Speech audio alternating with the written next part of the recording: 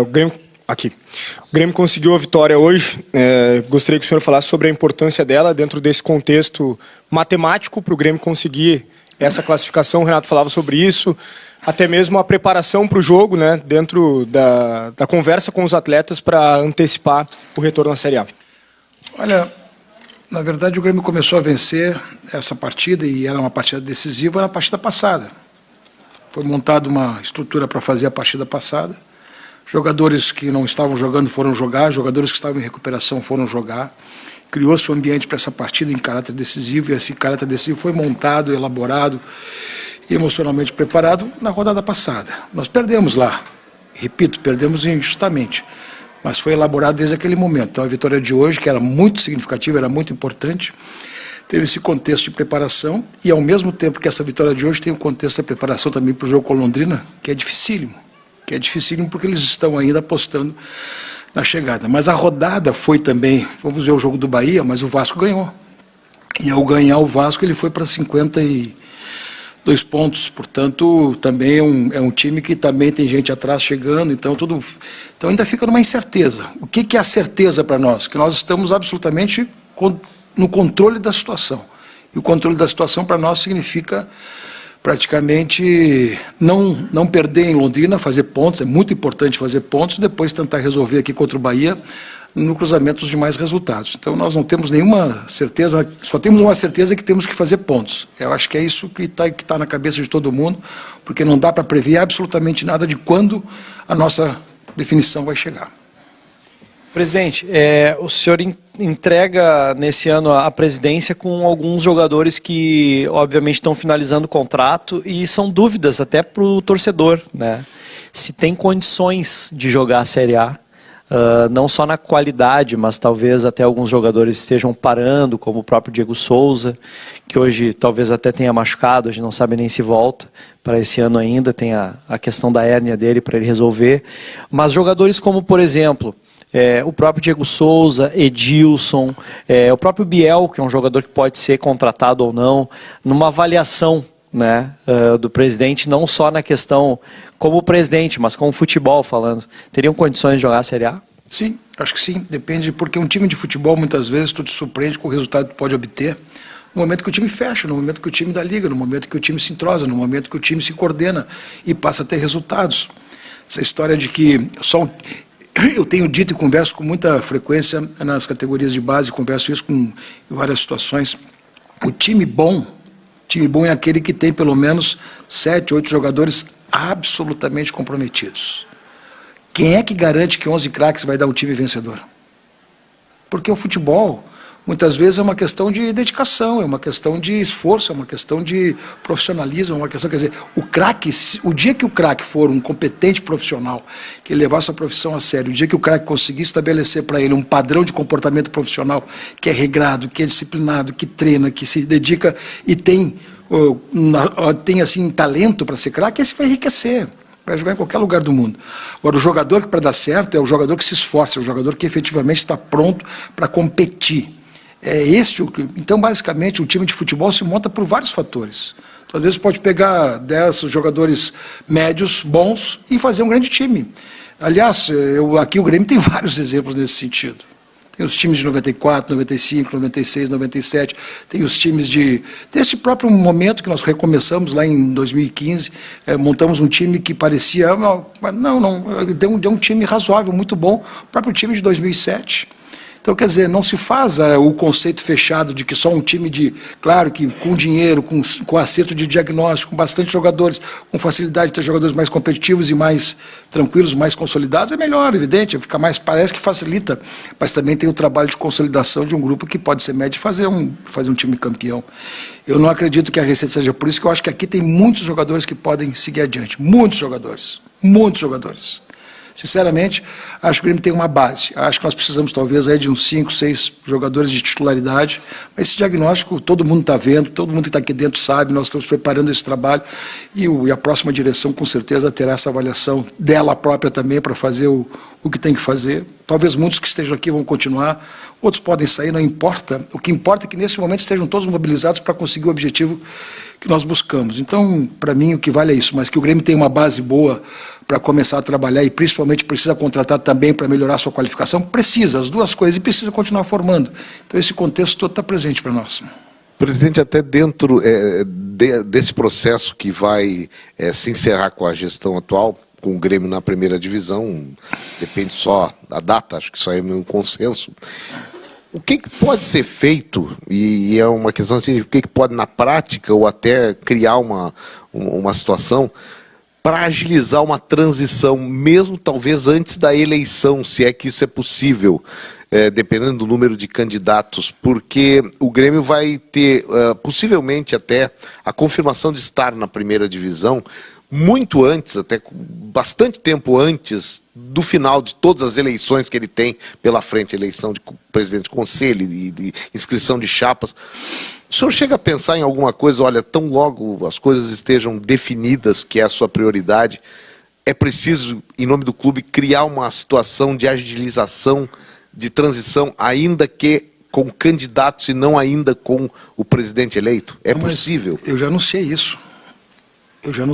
Eu acho que eu anunciei já várias vezes e anunciei, inclusive, eu acho que na última entrevista, que no primeiro momento em que nós tivermos já a nossa definição, eu vou chamar os candidatos que vão disputar no Conselho, ou vou disputar na Assembleia Geral, nos sócios, eu vou chamá-los e vou passar para eles todo o histórico e perguntar se eles querem, independente do que possa acontecer, se eles querem já resolver alguma situação.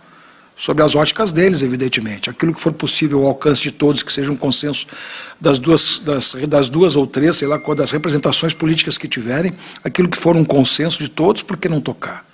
A única coisa que eu acho esse ano,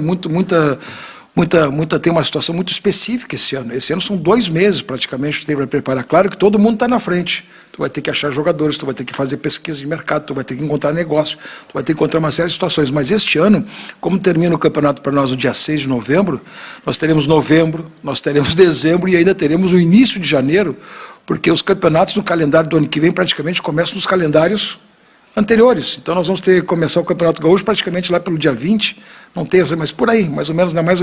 Então nós temos 2 meses e meio tempo de preparação. Olha, isso é uma raridade. E nós vamos adiantar o processo aqui, sim, fazendo essa interlocução com os candidatos que tiverem, e naquilo que for consenso entre todos, vamos avançar. É só ter autorização deles. O que não vai acontecer é eu me meter de pato a ganso e fazer aquilo que não está combinado com eles. Isso eu não vou fazer. Quer dizer, eu vou simplesmente seguir uma orientação daquilo que efetivamente seja um consenso das candidaturas que estarão presentes. Das representações. Se o Renato for o consenso de todos, podemos avançar. Mas quem vai disciplinar e quem vai comandar a discussão com ele depois do campeonato, depois do dia 6, os padrões de contratação, os padrões de como vai ser, a metodologia de trabalho, como eles pretendem organizar essas coisas, todos vai ser com quem vai efetivamente estar aqui. Presidente, se eu não me engano, quando o Grêmio entrou no G4 nessa Série B, logo depois de entrar teve aquele período de instabilidade, né? E o Roger, me recordo, chegou a falar que os jogadores não souberam lidar com aquele bom momento. Existia sempre aquela preocupação em relação ao emocional do grupo, enfim. Hoje, com essa classificação para a Série A quase que palpável, é também o momento de se ter esse cuidado especial. O Renato falou agora sobre a conversa que vocês tiveram com os jogadores.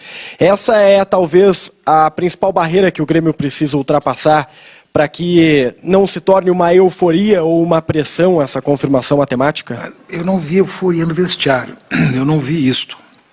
Eu vi ao contrário, eu vi um senso de responsabilidade muito grande. Porque se há uma coisa que todo mundo deseja é resolver o mais rápido possível, o quanto der, essa questão de classificação. Isso é o que eu percebo. Eu vejo que há um senso muito grande de responsabilidade nesse sentido. Então não é euforia, não é nada, absolutamente nada. Nem é para ter euforia. Nós temos um objetivo que, no conceito geral, se tornou uma obrigação. Então não tem euforia para a obrigação. Se nós estivéssemos disputando alguma coisa que fosse absolutamente importantíssimo, não, vamos combinar. Nós temos aqui hoje um compromisso praticamente de honra voltar. Acho que é isso que está acontecendo. E todo mundo tem essa noção exata para saber que não é um ambiente de euforia, que não é um ambiente de contentamento. Todo mundo está satisfeito com os desempenhos, com aquilo que possa ser, com a própria campanha.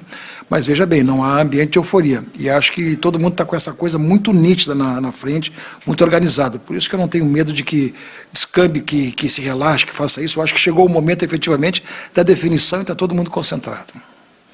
Presidente, eu acho que a maioria de nós aqui convive, né, tem esse convívio com o senhor desde o início da sua gestão. Sim. Então nós já vimos o senhor nos bons momentos e nos momentos ruins também. Está chegando muito próximo do fim da sua gestão, né? E, como o senhor disse, o compromisso está quase sendo cumprido. Eu lhe pergunto a figura do presidente, mas também a figura da pessoa. Como é que o senhor está se preparando para viver esses últimos momentos da sua gestão, com o objetivo praticamente alcançado, esse objetivo colocado, e vendo que tanto tempo já passou, o senhor já passou por tanta coisa, como é que o senhor está vivendo esses últimos momentos? Somente penso no que temos que fazer nesse momento. Sinceramente, não fiz uma retrospectiva, a não ser aquilo que a gente possa imaginar de coisas boas, né, e das coisas ruins. 8 anos não é um tempo curto. Eu talvez tenha sido presidente de mais longo prazo, de mais longo tempo sequenciado no Grêmio, né? Vivi tudo. Me diga o que eu não vivi aqui, né? Vivi início de um governo, de uma administração que era uma dúvida, uma incerteza, né, porque eu vinha de uma conjuntura política da fortaleza de um presidente, da representatividade de um presidente como o Fábio Koff. Fizemos um projeto para o clube, esse projeto, de certa forma, acabou já vencedor em 2016, começou em 2015, já teve um bom desempenho, mas 2016 sim. Fizemos aquele projeto de reequilíbrio, de autossustentação do clube, conseguimos sucesso nesse particular, viemos ser campeões da Libertadores, recuperamos a hegemonia do Campeonato Gaúcho, estamos 5 anos campeões, disputamos tudo, até o ano passado disputamos uma final de Copa do Brasil, fruto ainda de 20, mas disputamos semifinais, finais de campeonatos, Copa do Brasil, de Libertadores, tudo isso que todo mundo sabe. E também tive a dificuldade de conviver com uma queda. E essa dificuldade, graças a Deus, ainda tinha mais um ano para recuperar. E de tudo isso, por Deus, eu não valorizo mais os títulos, eu valorizo exatamente esse compromisso de retornar hoje, porque esta, para mim, é a obrigação do momento. Mas se eu fizer um balanço de tudo aquilo que nós fizemos, eu saio daqui extremamente satisfeito. Mas eu não fiz a retrospectiva ainda, porque não me sinto em condições de fazê-lo, e mesmo porque, né, eu estarei frequentando estádio depois de novo, estarei vivendo o Grêmio, estarei convivendo aqui dentro, não, claro, com responsabilidades, mas como torcedor, como observador, como pessoa que vai estar aqui dentro de uma maneira muito próxima sempre, porque eu sou gremista. Então, ninguém faz, né, ninguém passa por aqui e depois simplesmente, né, acaba esquecendo. O que vai acontecer, isto sim, eu estou louco de vontade para dar uma, vamos dizer assim, uma desopilada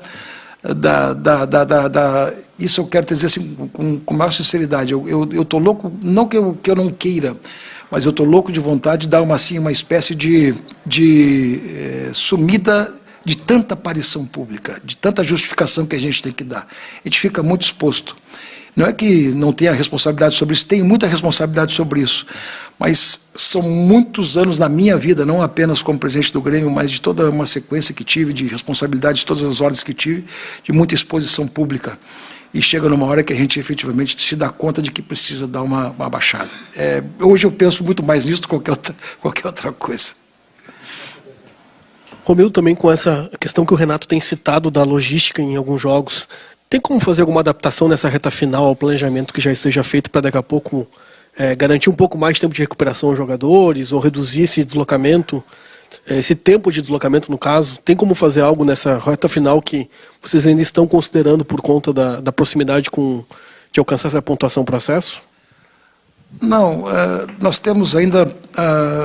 Nós vamos jogar agora em Londrina, vamos a São Paulo, retornamos a Londrina, essa é a logística. Depois voltamos para casa para jogar contra o Bahia, e assim, aí nós vamos lá para Recife e depois retornamos para o Rio de Janeiro para jogar contra o Tombense. E ainda fica o jogo do Náutico, né? Fica o jogo do Náutico e Brusque. Então nós temos... Náutico, Tombense, quer dizer, eu já estou em Recife, já estou...